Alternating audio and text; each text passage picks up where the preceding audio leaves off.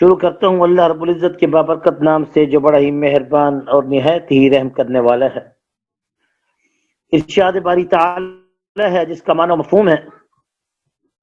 پچھلی آیات سے ان آیات کا ربط آیت یہ ہے کہ اللہ رب العزت نے انسان کو دو آنکھیں اور زبان اور دو ہونٹ دیے، جس سے انسان اپنی ان دو آنکھوں سے عجائبات قدرت کو دیکھ کر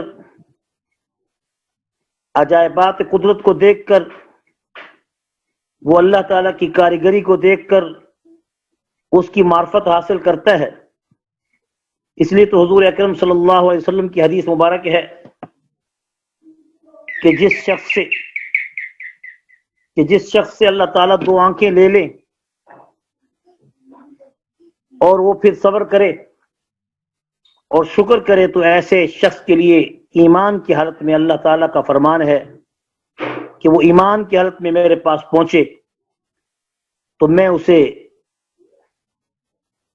فوراً ہی جنت میں داخل کروں گا، اسے جہنم کے عذاب سے بچاؤں گا، کیونکہ میں نے اس کو دو نعمتیں آنکھوں کی، اس کی امتحان کی خاطر، اور بعض مرتبہ کسی کی کوئی تکلیف اس کی آزمائش ہوتی ہے، اور بعض مرتبہ کسی کی معذوری اس بندے کے لیے خیر ہوتی ہے۔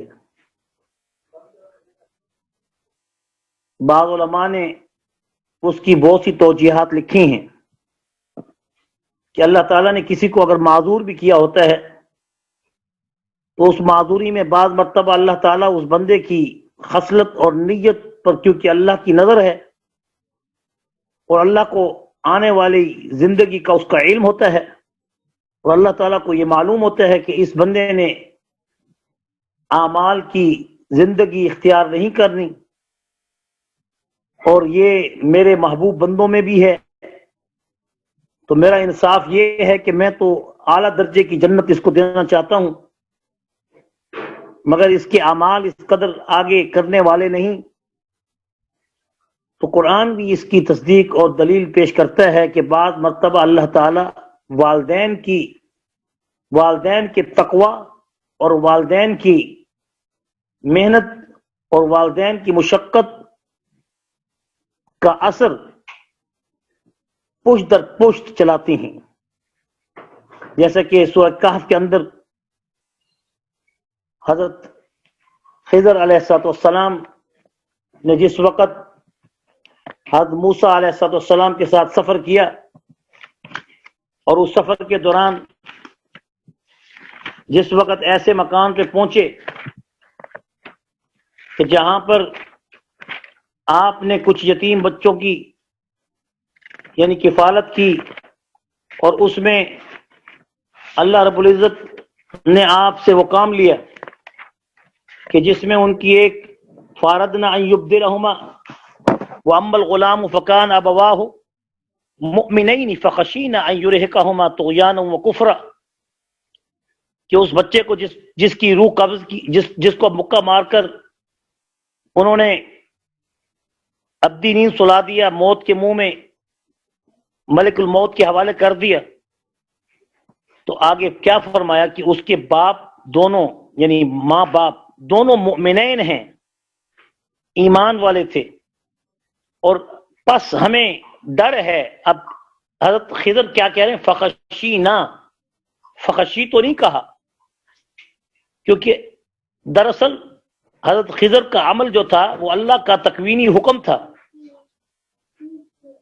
وہ تکوینی امر تھا جس کو اللہ کے پاک پیغمبر سر انجام دے رہے تھے، اس لیے انہوں نے یہ نہیں کہا کہ فخشیت ان یرہقہما، بلکہ کہا فخشینا ان یرہقہما، کہ میرے اللہ کو یہ پسند نہیں تھی اور اللہ تعالیٰ کو اس بات کا علم تھا، اور مجھے بھی خشیت اس بات کی کر رہی تھی کہ کہیں یہ بعد میں بڑے ہو کر یہ طغیانی اور کفر کا شکار نہ ہو جائے۔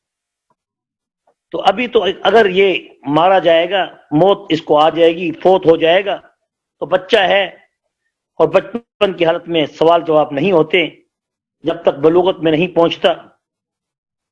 تو ایسی ہی پھر جس جدار کو اور دیوار کو ٹھیک کرنے کے لیے اس علاقے میں گئے تھے تو ان 2 یتیم بچوں کی جو وراثت میں جو خزانہ تھا اس دیوار کے اندر تھا، تو اس کو اپنے ہاتھ سے جب سیدھا کیا تو سیدھا کرنے کے بعد یہ الفاظ کہے حضرت موسیٰ کے استفسار پر، پوچھنے پر، وَكَانَ أَبُوهُمَا صَالِحًا، کہ اس کے ماں باپ دونوں کے دونوں کیا تھے؟ صالح تھے۔ اب اللہ تعالیٰ صالحیت کا اظہار، ماں باپ کی نیکی کا اثر اس کی اولاد تک بھی چلاتے ہیں، اور یہ سب کچھ کس لیے تھا؟ رحمت من ربک، یہ سب کچھ تیرے رب کی رحمت سے سب کچھ ہوتا ہے۔ تو یہاں بھی اللہ تبارک و تعالی اگر کسی انسان کو، مسلمان کو نابینا کر دیتے ہیں یا کسی کو معذور کر دیتے ہیں تو اس میں بھی کوئی نہ کوئی حکمت ہوتی ہے۔ وَعَسَىٰ أَن تُحِبُّوا شَيْئًا وَعَسَىٰ أَن تُحِبُّوا شَيْئًا وَهُوَ شَرٌّ لَكُمْ وَهُوَ خَيْرٌ لَكُمْ وَعَسَىٰ أَن تَكْرَهُوا شَيْئًا وَهُوَ خَيْرٌ لَكُمْ وَعَسَىٰ أَن تُحِبُّوا شَيْئًا وَهُوَ شَرٌّ لَكُمْ وَعَسَىٰ أَن تَكْرَهُوا شَيْئًا وَهُوَ خَيْرٌ لَكُمْ، کہ بعض مرتبہ انسان کسی شے کو اچھا سمجھ رہا ہوتا ہے اور اللہ کی مشیت میں وہ اچھی نہیں ہوتی، تو اللہ تعالیٰ اس شے کو اس سے جب لے لیتا ہے تو اس بندے کو دکھ ہوتا ہے، حالانکہ وہ اللہ کے نزدیک اس میں شر ہوتا ہے۔ وَعَسَىٰ أَن تَكْرَهُوا شَيْئًا وَهُوَ خَيْرٌ لَكُمْ، اور کہیں اللہ تبارک و تعالیٰ کسی بندے کے اس عمل کو جس کو وہ کرنا چاہ رہا ہوتا ہے اور اس میں وَعَسَىٰ أَن تَكْرَهُوا، اور وہ اس عمل سے کراہت کر رہا ہوتا ہے، لیکن اللہ تبارک و تعالیٰ اس عمل سے محبت کرنا چاہتے ہیں اور اس کا اثر اور ہوتا ہے۔ تو مشیت ایزدی اللہ تعالیٰ کی بندے کے علم سے بہت ورا ہے، اونچی ہے۔ تو اللہ تعالیٰ اس لیے فرماتے ہیں کہ الم نجعل لہ عینین، کیا ہم نے تمہیں 2 آنکھیں نہیں دیں کہ جس سے تو دیکھتا ہے، اور ان اندھوں کو دیکھ جن کی 2 آنکھیں نہیں، ولسان، اور زبان سے بولتا نہیں، اور ان بے زبانوں کو دیکھ کہ جو زبان کے باوجود بول نہیں سکتے، وشفتین، اور تجھے 2 ہونٹ دیے کہ زبان کے بولنے کا تعلق ہونٹوں کے ساتھ ہے، کہ زبان ایسے نہیں بولی جا سکتی جب تک کہ ہونٹوں کے ساتھ اس کا تخرج نہ ہو۔ وہدیناہ النجدین، اور ہم نے پھر تجھے راستے ہدایت کے نہیں دکھا دیے، اور اس کے باوجود کہ ان 2 راستوں کو، وہدیناہ النجدین، ہم نے انسان کو جو 2 گھاٹیاں دی ہیں، بتا دی ہیں۔ اب ان 2 گھاٹیوں کے بارے میں اللہ تعالیٰ فرماتے ہیں فَلَقْتَحَمَ الْعَقَبَةَ، پس کیوں نہیں یہ انسان اس اونچی گھاٹی پر داخل کیوں نہیں ہوتا، کیوں نہیں چڑھتا؟ عقبہ بنی گھاٹی، عقبہ بنی بلندی۔ اب بلندی کے کیا معنی ہے؟ ٹیلا، ٹیلے پہ کیوں نہیں چڑھتا؟ فَلَقْتَحَمَ الْعَقَبَةَ، اس بلندی پر کیوں نہیں چڑھتا؟ اب اس کے کئی معنی ہیں، علماء کرام نے ان کے معنی میں کئی اس کی تعبیریں بتائی ہیں۔ بہرحال مختصر اتنا یہ کہ قرآن پاک کی ایک آیت کی اگر تشریح تفسیر معلوم نہ ہو رہی ہو تو دوسری آیت اس کی تفسیر ہوتی ہے، اور اگر دوسری آیت بھی اس کی تفسیر کو مجمل رکھے تو پھر حدیث اس کی تفسیر ہوتی ہے۔ تو اللہ تعالیٰ نے دوسری آیت فوراً بتا دی کہ وَمَا أَدْرَاكَ مَا الْعَقَبَةُ، اور آپ جانتے بھی ہو کہ گھاٹی کسے کہتے ہیں، یہ اونچائی سے مراد کیا ہے، اونچا ہونا کیا ہے، بلندی سے مراد کیا ہے۔ اب بلندی جنت کو بھی کہتے ہیں، بلندی نیکی کو بھی کہتے ہیں، بلندی رفع درجات کو بھی کہتے ہیں، بلندی جسمانی بلندی کو بھی کہتے ہیں، اور بلندی روحانی ترقی کو بھی کہتے ہیں۔ دونوں کے معنی بلندی کے دونوں معنوں میں ہیں، جسمانی بھی اور روحانی بھی۔ لیکن قرآن پاک کا یہ اسلوب ہے کہ جب قرآن پاک میں ادراکا کا لفظ آئے تو اس کے معنی اللہ تعالیٰ تفصیل سے بتاتے ہیں، اور جب اللہ تعالیٰ یدریکا کے لفظ سے کسی بات کو سمجھائے تو اس کے معنی اللہ تعالیٰ تفصیل سے نہیں بتاتے. کیسے؟ یہ قرآن کا اسلوب ہے. جہاں بھی قرآن میں ادراکا کا لفظ آیا وما ادراکا ما لیلۃ القدر، فوراً بتایا لیلۃ القدر خیر من الف شہر. وما ادراکا ما یوم الدین، کیا ہے وہ دن. ثم ما ادراکا ما یوم الدین، آگے فوراً اس کی تشریح اور تفسیر بیان کی. یوم لا تملک نفس لنفس شیئا، کہ اس دن کی بات کر رہا ہوں اے بندو، کہ اس دین کے دن، یعنی کہ جس دن تمہارا فیصلہ ہوگا. کون بول رہا ہے؟ جس دن تمہارا فیصلہ ہوگا. وہ فیصلے کا دن کیا ہے؟ لا تملک نفس لنفس شیئا والامر یومئذ للہ، کہ جس دن تمہیں ملکیت حاصل نہیں رہے گی کسی نفس کو کسی جی پر، کسی جی کو کسی نفس پر، نہ اپنے پر نہ کسی پر. ہر شخص یوم یفر المرء من اخیہ وامہ وابیہ وصاحبتہ وبنیہ لکل امرئ یومئذ شأن یغنی، کہ وہ دن ایسا دن ہوگا کہ ماں بیٹے سے، بیٹا باپ سے، بھائی بہن سے، بیوی بچوں سے، ہر شخص الگ الگ نفسا نفسی کی کیفیت میں کھڑا ہوگا. اس وقت ہر شخص اپنے نفس کی فکر میں ہوگا.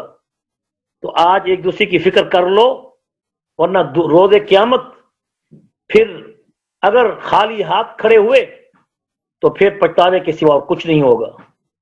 آج ہم دنیا میں ایک دوسرے کی فکر کرتے ہیں، رزق کے بارے میں فکر کرتے ہیں، ہمیں آخرت کے بارے میں بھی ایک دوسرے کی فکر کرنی چاہیے، خاص طور پہ اولاد کی، اپنے اقارب کی، عزیز و اقارب کی. اس لیے اللہ تعالیٰ فرما رہے ہیں وما ادراکا. تو قرآن مجید میں ادراکا کا لفظ جب استعمال ہوتا ہے تو اس کے جواب میں اللہ تعالیٰ اس کی تفصیل بھی بیان کرتے ہیں.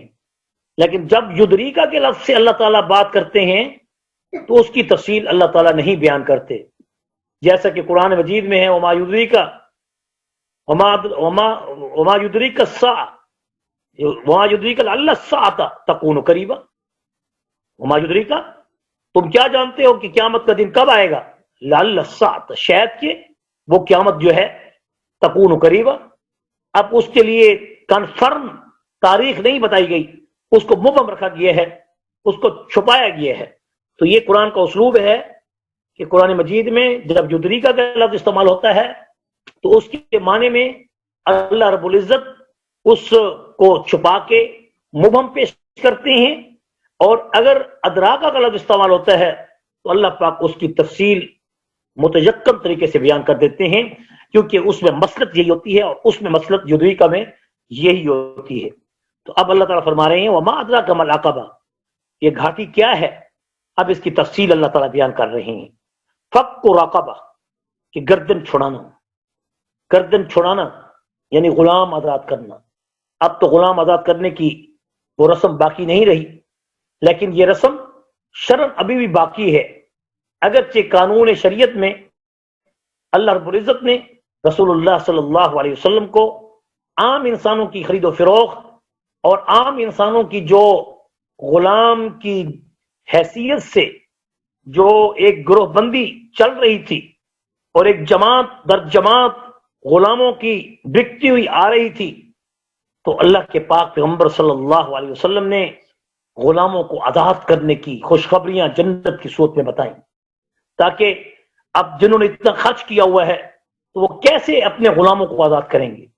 اب اندازہ کیجئے، میں یہاں پر ایک تھوڑی سی بات اور بھی بتا دوں، وہ رہ نہ جائے، جو بہت ضروری ہے، کہ غلام کا کانسیپٹ، باندی اور غلام کا کانسیپٹ کیا یہ شریعت میں ختم ہو چکا ہے؟ نہیں، ختم نہیں ہوا، مگر رسول اللہ صلی اللہ علیہ وسلم نے اس کا اختیار امت کے پیشوایان دین کو دے دیا کہ جب تم اپنے زمانے میں جس طریقے سے آپ نے اس بات کا یعنی اختیار امت کے ان رہنماؤں کو دے دیا کہ اب کوئی شخص کسی کا غلام نہیں ہے، اور جو غلام در غلام بکتے ہوئے آ رہے تھے ان کو آزاد کرنے کا میں حکم کرتا ہوں، اور اس پر یہ اجر آپ کو دیتا ہوں کہ جنت اس کے لیے واجب ہے. اور جہاں تک کافروں کے ساتھ جنگ کے دوران غلام اور باندی کا تصور ہے، وہ قیامت تک کے لیے امت کے علماء پہ چھوڑتا ہوں. امت کے علماء جو فیصلہ کریں گے اسی کے مطابق پھر کافروں کی بچیوں کو باندیاں اور ان کے بچوں کو غلام بنایا جائے گا. لیکن یہ اختیار اس وقت کے اعتبار سے ان علماء کے ذمے چھوڑتا ہوں جیسا کہ اب علماء کرام کا اور تمام اسلامی ممالک کا یونائٹڈ نیشن اقوام متحدہ کے ساتھ ایک باضابطہ ایک اصول طے پا چکا ہے کہ اب کوئی شخص جنگوں میں جب کسی کے قیدی پکڑ کے لائے گا تو وہ قیدی آپس کے تبادلے سے آپس میں مبادلتاً ان کو تبادلہ کیا جائے گا. ان کو کوئی شخص غلام یا باندی ان کو نہیں بنا سکے گا. اس لیے اس قانون پر عمل کرتے ہوئے شریعت نے پہلے والے قانون کو ختم نہیں کر دیا بلکہ صرف معطل کر دیا ہے. اور ایک جواز کے درجے میں جو اللہ کے پاک پیغمبر نے انبیاء کرام نے جو کہ رسول اللہ صلی اللہ علیہ وسلم کی ذات اقدس نے علماء کرام کو جو اختیار دیا تھا اس اختیار کے تحت ملکی معاملات کے تحت اللہ تبارک و تعالی نے اس کا اختیار علماء امت پہ چھوڑ کر اب غلام کا تصور اس لیے ختم کر دیا گیا ہے. لیکن یہ ختم نہیں ہے، یہ معطل ہے. یہ ایک قانون کی شکل اختیار کر کے دوسرے قانون میں تبدیل ہو چکا ہے. اس کو ہم ختم نہیں کہیں گے. قانون پھر بھی شریعت کا غلام بنانے کا تصور، کافر کی قیدیوں کو بنانے کا اب بھی موجود ہے، لیکن کیونکہ اختیار دے دیا گیا ہے اس لیے اس پر ابھی توقف کیا گیا ہے. اور اب تک اس پر عمل یہ ہو رہا ہے کہ اب ایک دوسرے کے قیدیوں کا باقاعدہ تبادلہ کیا جاتا ہے، ان قیدیوں کو غلام یا باندیاں نہیں بنایا جاتا. بہرحال قیدی غلام باندیوں کا تصور بھی کوئی اتنا ہلکا نہیں تھا جس کو آج کے دور میں اسلام کو قدغن کرنے کی خاطر بڑے ہی بےحیانت طریقے سے پیش کیا جاتا ہے. اسلام میں کسی باندی سے نکاح کا تصور نہ ہونے کے باوجود جب وہ ملکیت میں آ جاتی ہے اور اگر اس سے مالک اولاد کا حصول حاصل کر لیتا ہے تو اب اس کو وہ بیچ نہیں سکتا. جس باندی سے اولاد پیدا ہو جاتی ہے اس کو ام ولد کہتے ہیں. وہ اب بچے کی ماں بن گئی ہے. اب اس کو آزاد کرنے کا تصور تو ہے، یعنی وہ طلاق کی صورت میں، یعنی آزاد کرنے کی صورت میں، لیکن اس کو بیچنے کا جو تصور ہے وہ اس عورت کے لیے، اس باندی کے لیے ختم ہو جاتا ہے جس سے اولاد پیدا کر دی جاتی ہے. بارہ ایک لمبی تفسیر میں چلا گیا ہوں خام خواہ، اس کے ساتھ کوئی کوئی خاص ربط نہیں تھا. تھوڑا سا ربط تھا کہ فک رقبہ کہ غلام کو آزاد کرنا یہ سب سے بڑی اونچی دلیل ہے، اونچی گھاٹی ہے، اونچا مقام ہے، اونچا بدلہ ہے. تو یہاں پر اب اس کے نعم البدل کیا ہوگا؟ علماء نے لکھا ہے کہ کیونکہ غلاموں کا تصور اب نہیں رہا تو اب ان کے بدلے میں قیدیوں کو آزاد کرانا یہ سب سے بڑی گھاٹی ہے، یہ سب سے بڑی بلندی ہے جس کے بارے میں آج امت بالکل اپنے ان قیدیوں کو جو کافروں کی قید میں ہیں فراموش کر چکی ہے، یا ان قیدیوں کو جو بے گناہ ہیں اور وہ چکی میں پیستے ہوئے زندگی جیل و قید و بند کی وہ گزار رہے ہیں. ان کے پاس وکیل رکھنے کے پیسے نہیں، ان کے پاس نکلنے کے کوئی اسباب نہیں، تو ان کے بارے میں چھان بین کرنا، علاقے کے لوگوں کو مخصوص اپنے قریبی لوگوں کو ان کے حق میں اپنے مال کو خرچ کرتے ہوئے ان کی گردن کو چھڑانا، یہ علماء نے لکھا ہے وہ ایسے ہے جیسا کہ غلام کو آزاد کرنا. آج کے دور میں قیدی کو جو بے گناہ ہے اس کو آزاد کرانا، یا جیسا کہ عافیہ صدیقیہ یا اس کے علاوہ کیوبا کی جیل میں، یا اس کے علاوہ کشمیر میں، فلسطین میں جو قید و بند کی، مصر کی جیلوں میں جو اس وقت علماء کی تعداد، بنگلہ دیش میں، یہ سارے کے سارے امت مسلمہ کے اثاثے ہیں. اور ان کا قید و بند سے آزاد کرانا یہ مسلم حکومتوں اور ریاستوں کا فرض ہے. اگر کوئی حکومت، اسلامی ریاست طاقت و قوت کے باوجود اگر وہ اس معاملے میں کوئی بھی تگ و دو نہیں کرتی تو روز قیامت پھر جہنم کا پھندا ان کے گردن میں آئے گا، کیونکہ تم طاقت و قوت اور حکومت رکھنے کے باوجود تم نے ان مظلوم بہنوں کو اور ان بھائیوں کو قید و بند سے رہائی نہیں دلوائی، تو گویا کہ تم بھی ان کی قید و بند کرنے میں ان کے شریک رہے. اب یہاں پر ایک بات بڑی دلیل ہے کہ صحابہ کرام رضوان اللہ علیہ اجمعین نے حضور صلی اللہ علیہ وسلم کے عمل پر اتنا عمل کیا کہ عبد الرحمن بن عوف رضی اللہ عنہ جو عشرہ مبشرہ صحابہ میں ہیں، ان کے بارے میں یہ مشہور ہے کہ وہ بہت بڑے تاجر تھے اور مکہ مکرمہ میں ان کی بڑی تجارت تھی. آپ ہجرت کے باب کو معمولی مت سمجھیں کہ حضور صلی اللہ علیہ وسلم تو اور کچھ صحابہ خالی ہاتھ آئے، لیکن حضور کا بھی مکان وہاں پر تھا، اپنا آبائی مکان چھوڑ کے آئے، اپنے باپ دادا کا مکان چھوڑ کے آئے. اور اسی طرح اس کی بھی تفصیل ہے بعد میں. اور اسی طرح رسول اللہ صلی اللہ علیہ وسلم کے ساتھ کچھ صحابہ ایسے تھے جن کی کروڑوں خربوں کی وہاں جائیدادیں تھیں، لیکن حضور کی ہجرت کے اعلان کے بعد خالی ہاتھ وہ مدینہ میں داخل ہوئے. تو حضور نے مواخات جب قائم کی، اور مواخات یعنی آپس میں بھائی چارہ جب قائم کیا، تو عبد الرحمن بن عوف کو ایسے ہی کسی کا بھائی بنایا. تو عبد الرحمن بن عوف نے صدق کے دل سے قبول کیا کہ میں اپنے اس بھائی کے احسان کو یعنی حضور کے کہنے پر بھائی بناتے ہوئے قبول کرتا ہوں. لیکن جب وہ ان کے گھر میں گئے تو ان کو کہا کہ اے میرے بھائی، دیکھو میں ایک بہت بڑا تاجر تھا اور میں ایک بہت بڑا ماہر ہوں، اور میں اپنی تجارت میں اللہ تعالیٰ نے مجھے ایک طریقہ اور ہنر دیا ہے کہ میں اپنے ہاتھ کی کمائی کو اپنے لیے بیس فخر سمجھتا ہوں. مجھے بازار کا راستہ دکھا دو تاکہ میں خود جا کے اپنا کاروبار خود کر سکوں اور اپنا کھانے پینے کا انتظام میں خود اپنے ہاتھ کی کمائی سے کروں، کیونکہ میں نے ساری زندگی اپنے ہاتھ سے دیا ہے، کسی سے لیا نہیں. اگرچہ حضور نے آپ کو میرا بھائی بنایا، آپ میرے بھائی ہیں، اور اب قیامت تک کے لیے آپ، بلکہ قیامت کے بعد بھی ہمارے بھائی رہیں گے. دنیا میں جب تک میں رہوں گا آپ کا بھائی اپنے ہاتھ سے خود کروں گا. تو حضرت عبد الرحمن بن عوف نے جب بازار کا رخ کیا، وہاں جا کے تھوڑی بہت تجارت جو اس وقت ان کے پاس جو چار پیسے تھے ان سے انہوں نے کاروبار شروع کیا. اتنا کاروبار وسیع ہوا کہ حدیث شریف میں آتا ہے کہ عبد الرحمن بن عوف رضی اللہ عنہ نے، اللہ تعالیٰ نے ان کو تجارت میں اتنی ترقی عطا کی کہ انہوں نے 30,000 غلام آزاد کیے.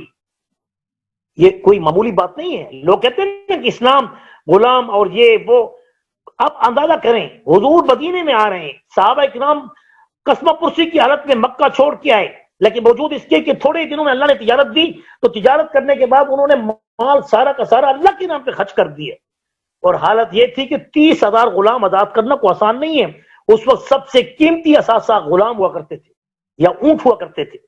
تو یہ آپ کی قربانیاں تھی اور آپ کا اثار تھا اور آپ کا فک و رقبہ. اس لیے اللہ نے کہا کہ گھاٹی جو اونچے درجے کی ہے، جو اونچے مقام پہ پہنچنا چاہتا ہے، جو جنت کے اعلیٰ بالا درجوں میں جانا چاہتا ہے، فک و رقبہ، وہ غلام آزاد کرے یا آج کے دور میں قیدیوں کو آزاد کرے.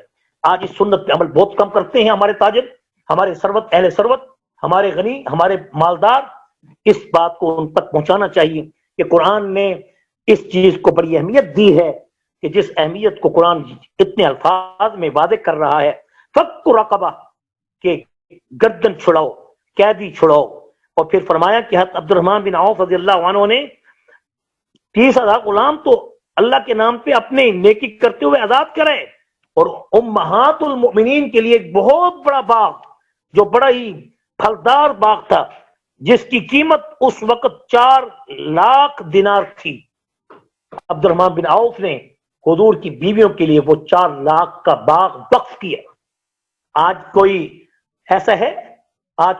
ایسا ہے جو علماء اور قراء اور حفاظ جو قسمہ پرسی کی حالت میں مدارس و مساجد میں 24 گھنٹے یعنی آن سروس یعنی ڈیوٹی دیتے ہیں. آپ اندازہ کریں، آج ایسا کوئی ہے؟ کوئی اس سنتوں کو بتاتا ہی نہیں ہے، اور کوئی بتائے تو کہتے ہیں یہ اپنے گھر کی بات کرتے ہیں. اللہ کے پاک پیغمبر صلی اللہ علیہ وسلم نے قرآن کی آیات سے فک و رقبہ میں ان کی دلیل اس طریقے سے بیان کی، تب تو ان کو دنیا کے اندر جنت کی بشارتیں ملی. او اطعام، اسی طرح عبداللہ بن عمر کے بارے میں مشہور ہے کہ انہوں نے 1,000 غلام آزاد کی.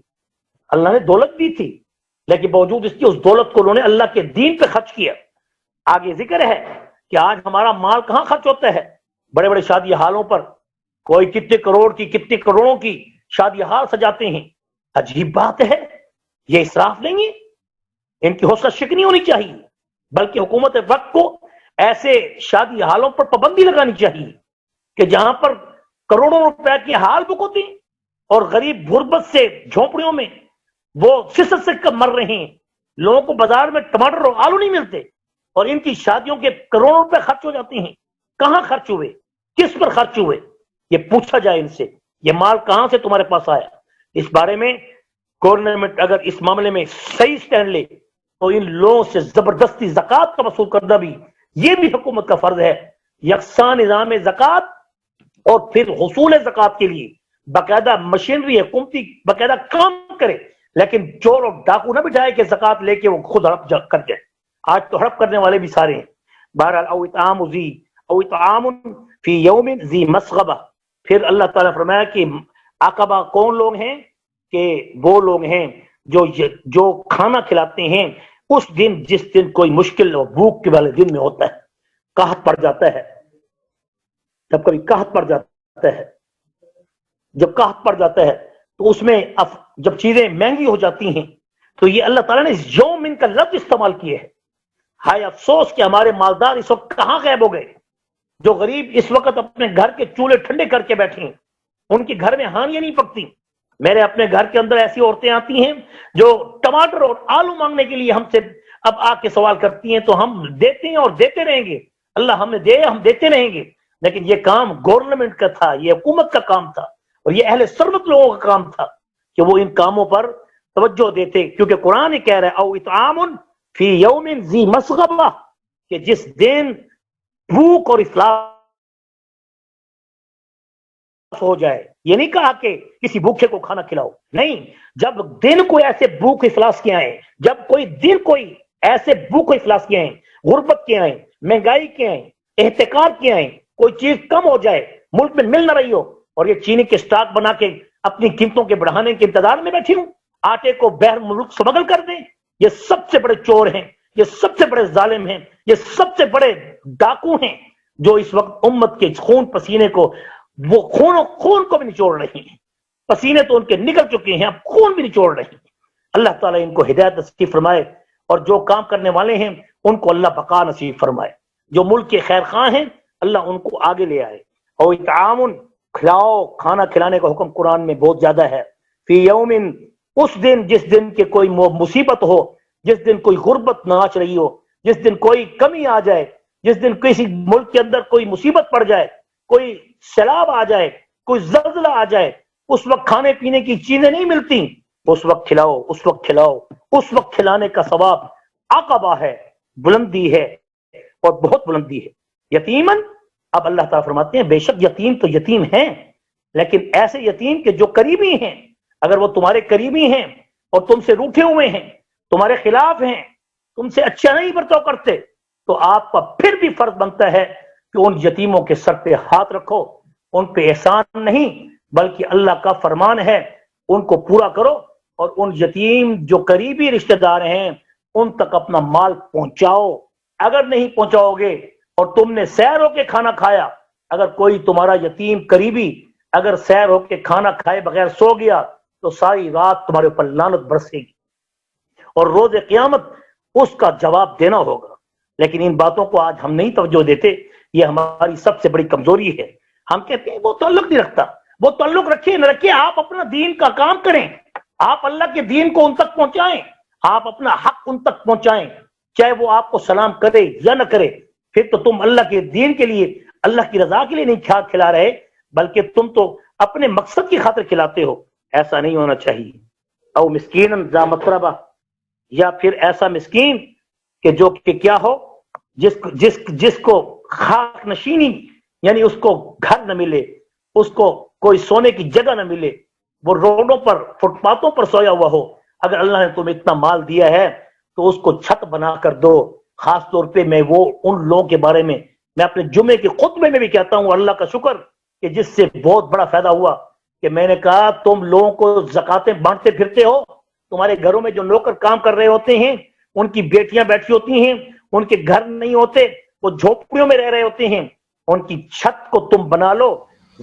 او مسکین ذا متربہ، تم بہت بلند گھاٹی پہ پہنچو گے جو جنت کا بہت بلند بالا خانہ ہوگا. یہ قرآن کہہ رہا ہے، تو اس پر عمل کرنے والوں نے پھر عمل کیا، اور الحمدللہ ان غریبوں کو اللہ نے مکان اور چھت نصیب کی. تو یہ ہم نہیں بولیں گے, ہم نہیں بتائیں گے, ہم ایکسلریٹ نہیں کریں گے, ہم ایک دوسرے تک پیغام نہیں پہنچائیں گے تو اوپر سے فرشتے آ کر ہمیں یہ نہیں بتائیں گے, کیونکہ اللہ نے اس دین کی ذمہ داری ہم پہ ہی رکھی ہے اور ہم نے ایک دوسرے کو سمجھانا ہے, کوئی راضی ہو یا ناراض ہو. ہاں حضرت آخری 5 منٹ ہے, آخری 5 منٹ ہے جی. چلو اس کو ختم کرتے ہیں یہاں پر. پھر اس کا کرائٹیریا یہ ہے کہ پیرامیٹر کیا ہے اس کا؟ پیرامیٹر یہ ہے کہ جب آپ اللہ کے نام پہ خرچ کریں گے, دفاع عامہ کے کام کریں گے, جی, تو اگر آپ دفاع عامہ کے کام کریں گے تو اب اس کے لیے شرط یہ ہے کہ ایمان ہونا بھی ضروری ہے.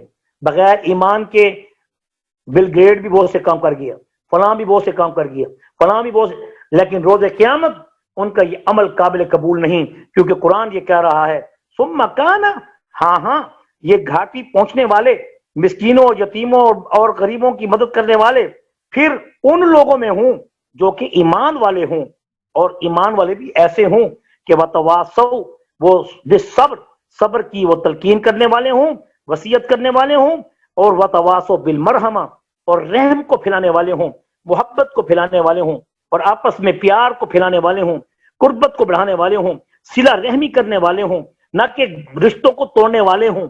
اولئک اصحاب المیمنہ, انہی لوگوں کو اللہ پاک نے کہا کہ یہ صاحب میمن ہے. میمن کے معنی یمن ہے, یمن کے معنی یعنی یہ اچھے برکت والے لوگ ہیں, دائیں ہاتھ والے ہیں, برکت والے لوگ ہیں.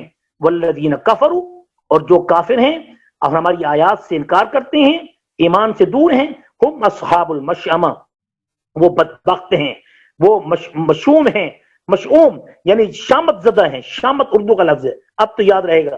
اصحاب المشأمہ, وہ شامت زدہ ہیں, وہ نحوست والے ہیں, بدبخت ہیں. علیہم نار مؤصدہ, اور ان کو ایسی آگ میں بند کیا جائے گا جو ان کو چاروں طرف سے گھیرے ہوئی ہوگی اور ان پر بند کی ہوئی ہوگی. ان ستونوں کے اندر وہ جکڑے ہوئے ہوں گے اور آگ میں جلتے رہیں گے. آذن اللہ منا ومنکم, اللہ تعالی ہم سب کو ہر قسم کی گناہوں سے بھی بچائے, اور اللہ تعالی جہنم تو جہنم, جہنم کی آگ تو جہنم کی آگ, جہنم کے دھوئیں سے بھی ہم سب کو دور فرمائے. وآخر دعوانا